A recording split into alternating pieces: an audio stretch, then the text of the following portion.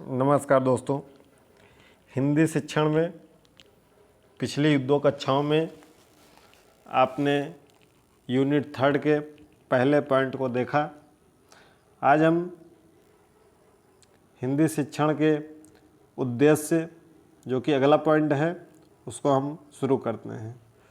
तो हिंदी शिक्षण के क्या उद्देश्य हैं, हिंदी पढ़ने और पढ़ाने के क्या उद्देश्य हैं, इसको हम देखेंगे। तो आधुनिक हेडिंग डालिएगा, आधुनिक शिक्षा के इंसाइक्लोपीडिया के अनुसार इंसाइक्लोपीडिया का क्या मत है इस पर। तो शिक्षा की एक मनोरथ पूर्ण तथा नैतिक सरगर्मी है, अतः इसका उद्देश्यों के बिना विचार करना उचित नहीं है।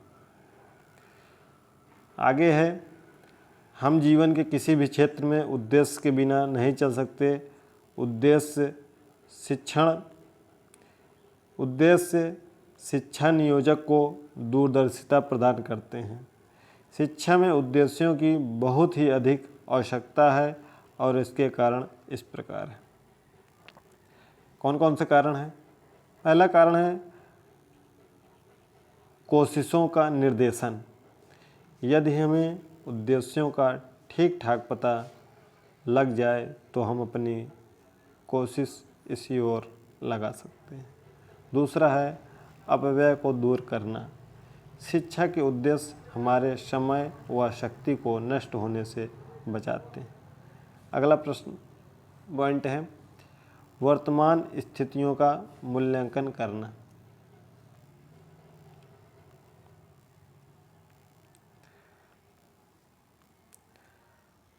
हम शिक्षकों के रूप में वर्तमान स्थितियों जैसे कि शिक्षा के विषय, पढ़ाने की विधियाँ, अध्यापकों की कुशलता, पुस्तकालय का साज सामान, पाठ्यक्रम तथा पाठ्य संबंधी सरगर्मियों का उद्देश्यों की रोशनी में मूल्यांकन करते हैं तथा भविष्य के लिए योजना बनाते हैं। करुणापति त्रिपाठी हैं, उनके शब्दों में उन्होंने क्या कहा इसके बारे में। सामूहिक रूप से भाषा की शिक्षा का उद्देश्य होगा दूसरे द्वारा कही और लिखी बातों को ठीक ठीक समझ सकने योग्य छात्रों को बताते हुए प्रभावशाली, आकर्षक, शुद्ध तथा रुचिकर शैली के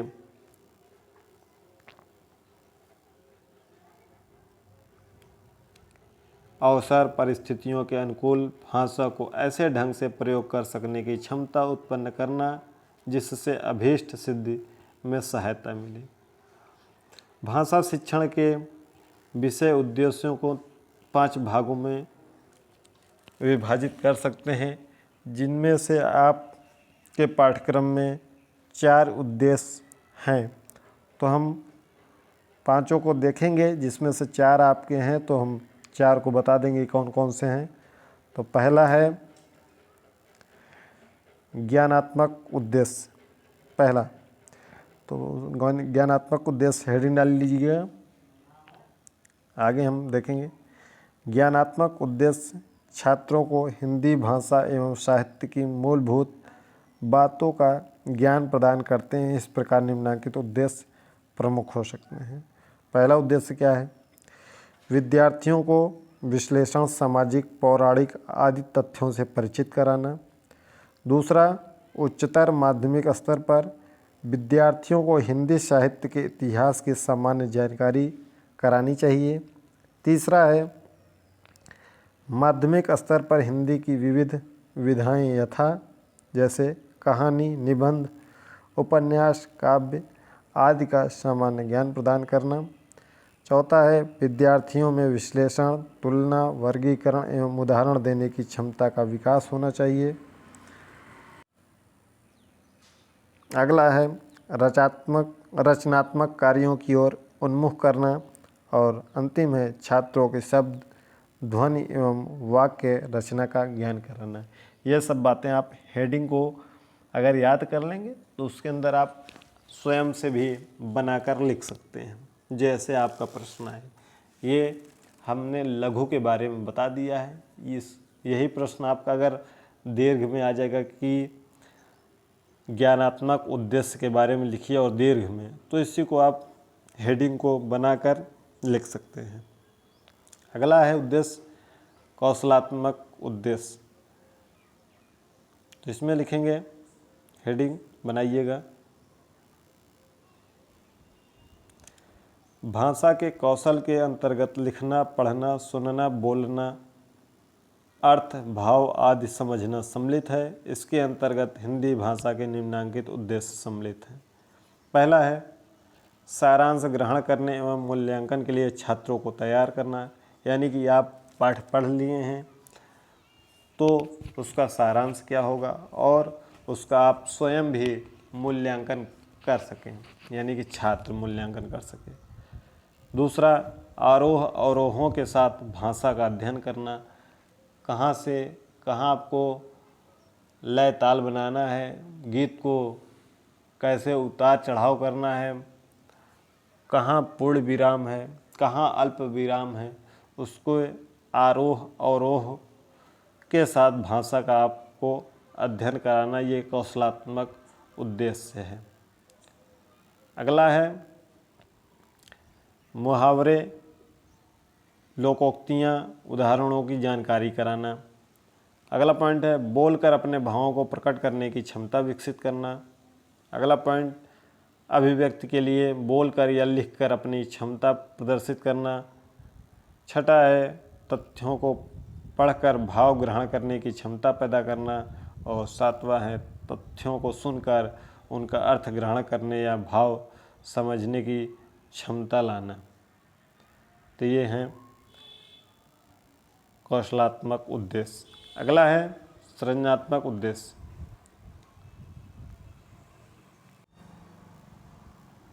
सृजनात्मक उद्देश्य में हम देखेंगे, सृजनात्मक उद्देश्य का अभिप्राय विद्यार्थियों में सृजन अथवा रचना की क्षमता पैदा करना है। विद्यार्थियों का निबंध, कविता, संवाद, कहानी, उपन्यास आदि लिखने के लिए प्रेरित करना। अन्य उद्देश्य निम्न प्रकार से हैं। पहला क्या उद्देश्य है सृजनात्मक का, विचारों एवं कल्पना के सम्मिश्रण से अभिव्यक्ति को सशक्त बनाने के लिए सतत प्रयास करना। दूसरा है भावों की अभिव्यंजना तथा विचारों के प्रकटीकरण के लिए प्रेरित करना। तीसरा है विद्यार्थियों को विषय एवं प्रसंग के अनुसार शैली का ज्ञान कराना तथा उसका उपयोग कराना। चौथा है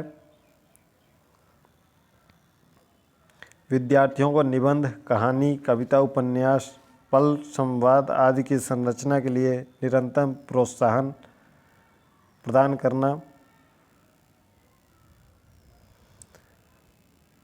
पांचवा है स्वाध्याय के लिए अवसर प्रदान करना। और छठा है विद्यार्थियों को लिखने की प्रेरणा एवं प्रोत्साहन प्रदान करना। अगला उद्देश्य है अभिवृत्त्यात्मक उद्देश्य, उसको हम देखेंगे। उसमें इस उद्देश्य का अभिप्राय है छात्रों के दृष्टिकोण एवं आवृत्तियों का सम्यक विकास करना। दृष्टिकोण एवं अभिवृत्ति के पूर्ण विकास से मौलिकता का जन्म होता है।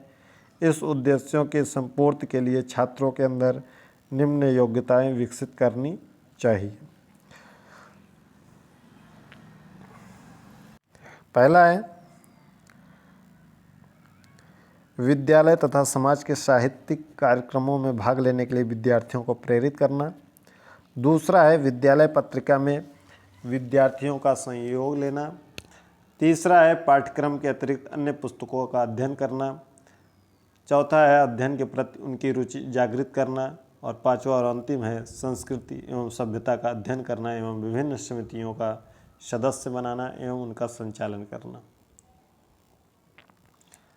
अंतिम है रसात्मक एवं समीक्षात्मक उद्देश्य, जिसमें से आपको ये पढ़ना है, आपके सिलेबस में है। भाषा एवं साहित्य का यह उद्देश्य बहुत ही महत्वपूर्ण है। इस उद्देश्य के अंतर्गत निम्न विचार आते हैं। पहला है साहित्य के विविध पक्षों की समालोचना का अध्ययन करना तथा स्वयं समालोचना करना। और दूसरा है रसात्मक अनुभूति करना या कराना तथा साहित्य का रसास्वादन करना। इस उद्देश्य में विद्यार्थियों को साहित्य के रस की अनुभूति कराई जाती है। रसानुभूति के बाद उसकी समालोचना प्रस्तुत की जाती है। तो ये थे उद्देश्य हिंदी शिक्षण के। तो आपका ये दूसरा पॉइंट भी तीसरी यूनिट में ख़त्म हो गया है। इसके बाद आपकी नेक्स्ट क्लास तीसरी यूनिट की होगी। अगली क्लास में तीसरा यूनिट आपका कंप्लीट हो जाएगा, यानी कि 4 वीडियो में आपका 3 यूनिट ख़त्म हो जाएगा। तो आप सभी इन वीडियो को देखिए और अपने दोस्तों मित्रों तक शेयर कीजिए जिनका भी हिंदी का प्रश्न पत्र है। और भी विषयों की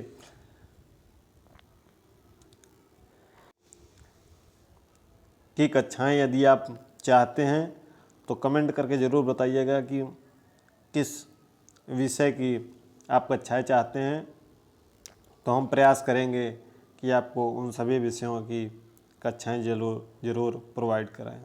तो मिलते हैं अगली वीडियो में।